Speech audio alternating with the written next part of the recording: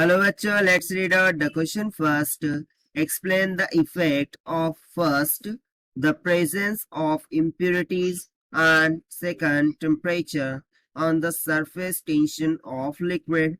So यहाँ पर basically हमें एक्सप्लेन करना है कि presence of impurity and presence of temperature ये surface tension of the liquid पर क्या इफेक्ट इम्पार्ट करेंगे। सो चलिए हम स्टार्ट करते हैं सॉल्यूशन से। But before of that, let's talk about the key concept which we are going to use here for this question. So यहाँ पर देखिए हमें किसके बारे में बात करनी है, सरफेस टेंशन के बारे में, राइट। सो हम उसी का कॉन्सेप्ट लगा देंगे। सो यहाँ पर हम सिंपली कॉन्सेप्ट लिख देंगे, दैट इज सरफेस टेंशन का, कि बेसिकली सरफेस टेंशन होता क्या है। सो इसके लिए सिंपली हम कंसिडर करते हैं कि बात है, ठीक है, उसमें मैंने एक लिक्विड ले लिया, ठीक है, इसमें हमने क्या ले लिया, एक लिक्विड ले लिया, और ये जो मैंने कर्व्ड सरफेस में आपको दिखाया है ये बेसिकली उसका क्या हो गया, सरफेस टेंशन हो गया। क्या हो गया, surface tension. So basically surface tension होता क्या है, surface tension is a stretched membrane, ठीक है, ये कैसा होता है, एक स्ट्रेच्ड मेम्ब्रेन की तरह होता है।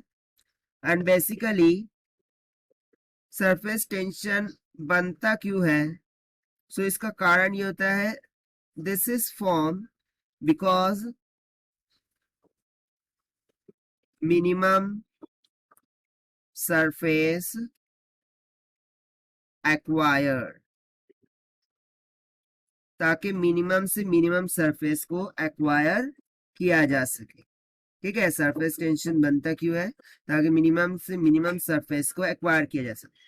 अब इसका बेस्ट एग्जांपल हो जाएगा rain drop. Basically rain drop just fall होते हैं, सो हमें वो स्फेरिकल सरफेस में दिखते हैं, ठीक है। सो यदि मैं बात करूं स्फेरिकल सरफेस की और सिलेंड्रिकल सरफेस की, सो दोनों में सबसे ज्यादा सरफेस एरिया किसका होता है, सिलेंडर का, और वहीं पर स्फेरिकल का क्या होता है, लेस होता है सरफेस एरिया।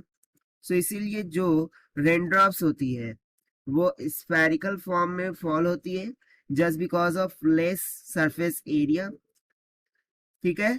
सो ये ऐसा क्यों हो रहा है, because to we want to minimum surface एक्वायरेशन, एंड उसी को जस्टिफाई करने के लिए क्या आ गया है, सरफेस टेंशन, जो कि बेसिकली स्ट्रेच्ड मेम्ब्रेन की तरह होती है।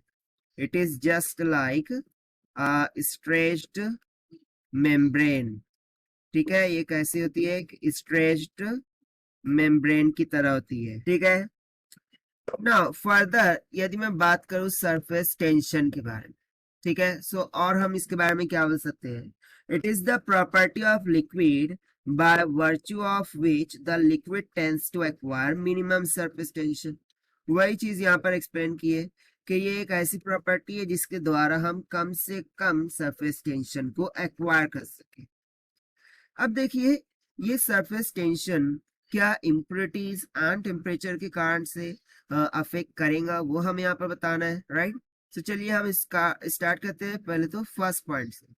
सो यदि मैं बात करूं प्रेजेंस ऑफ इम्प्योरिटीज की, ठीक है, यानी कि प्रेजेंस ऑफ इम्प्योरिटीज के कारण से सरफेस टेंशन पर क्या अफेक्ट होगा। सो बेसिकली यदि मैं कोई सॉल्यूबल, ओके, सॉल्यूबल इम्प्योरिटी है, सॉल्यूबल इम्प्योरिटी है, उसे मैं इस लिक्विड में मिक्स कर दूं, ठीक है, उसे मैं इस लिक्विड में मिक्स कर दूं। सो मिक्स करने के कारण से जो उसकी सरफेस टेंशन है वो क्या हो जाता है, बेसिकली इंक्रीज हो जाता है। अब ऐसा क्यों हो रहा है, सो देखिए सॉल्युबल इम्प्योरिटी है, सो वो इस लिक्विड में टोटली क्या हो जाएंगी, सॉल्व हो जाएंगी, क्योंकि बेसिकली लिक्विड में क्या है, इस तरीके से पार्टिकल मासेस है जो कि इधर उधर फोर्सेस लगा रहे हैं, जिसके कारण से सरफेस टेंशन फॉर्म हो रहा है। अब यदि मैं सॉल्युबल इम्प्योरिटीज उसमें ऐड करता हूँ, सो वो भी क्या करेंगे, एक एक्स्ट्रा फोर्स एग्जर्ट करेंगे, जिसके कारण से जो उसका सरफेस टेंशन है वो क्या होगा, इंक्रीज कर जाएगा, but this is only possible for soluble impurities. इसकी बेस्ट एग्जांपल हम दे सकते हैं NaCl की, ठीक है। क्या एग्जांपल दे सकते हैं? NaCl, that is sodium chloride. और वहीं पर यदि मैं स्पेरिंगली इम्प्योरिटी की बात करूं, ठीक है, किसकी? Sparingly impurity. सो जो स्पेरिंगली इम्प्योरिटी होती है वो बेसिकली डिजोल्व नहीं होती, कंप्लीटली क्या होती है, डिजोल्व नहीं होती विद द लिक्विड, और उस कारण से जो मॉलिक्यूलर मासेस है उनमें डिस्टेंस रह जाते हैं। अब यदि डिस्टेंस होंगे तो वो क्या एक्स्ट्रा फोर्स एग्जर्ट करेंगे? नहीं। और एक्स्ट्रा फोर्स यदि एग्जर्ट नहीं करेंगे तो जो सरफेस टेंशन है वो क्या हो जाएगा? रिड्यूस हो जाएगा। सो बेसिकली स्पेरिकली इम्प्योरिटीज के कारण से सरफेस टेंशन क्या कर जाता है? डिक्रीज कर जाता है। इसका बेस्ट एग्जांपल हो गया जो कि हमें मोस्ट ऑफ प्रॉब्लम में पूछा भी जाता है, सोप सॉल्यूशन, ठीक है। इस पर से बहुत सी एग्जांपल हमें देखने को मिल जाती है। सो ये उसका बेस्ट एग्जांपल हो जाएगा। सो यहाँ से हमने सिंपली बता दिया कि जो इम्प्योरिटीज है उसके कारण से सरफेस टेंशन पर क्या इफेक्ट पड़ता है। Now let us talk about the second thing कि टेम्परेचर कैसे इफेक्ट करेगा, ठीक है। अब हम बात करेंगे टेम्परेचर के बारे में कि टेम्परेचर किस तरीके से सरफेस टेंशन को अफेक्ट करेगा। सो बेसिकली यदि देखिए मैं इसको हीट अप करता हूँ, ठीक है। सो हीट अप कर रहा हूँ यानी कि मैं टेम्परेचर को इंक्रीज कर रहा हूँ। अब यदि टेम्परेचर इंक्रीज करेगा यानी कि जो मॉलिक्यूल्स है उनके बिटवीन में जो बॉन्ड है वो क्या होते जाती है? वीक होते जाती है। ये हमें पता है बेसिकली कि बॉन्ड क्या होती है? वीक हो जाती है।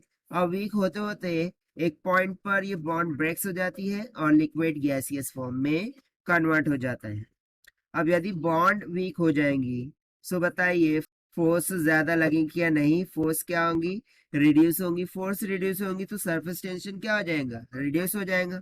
तो यहाँ से सिंपली हमें रिलेशन क्या मिल गया कि temperature is inversely proportional to surface tension, और रादर हम यहाँ पर सरफेस टेंशन के लिए लिख रहे हैं।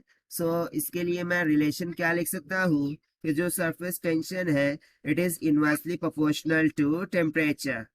सो यदि टेम्परेचर इंक्रीज करता है तो सरफेस टेंशन क्या हो जाएगा? डिक्रीज हो जाएगा। यदि ये डिक्रीज करता है तो सरफेस टेंशन क्या हो जाएगा? इंक्रीज हो जाएगा, ठीक है। सो ये हो गया complete answer for this question जो कि हमने सॉल्व किया है by using the concept of surface tension. So this is the required solution. I hope you understood well. Best of luck. Thank you.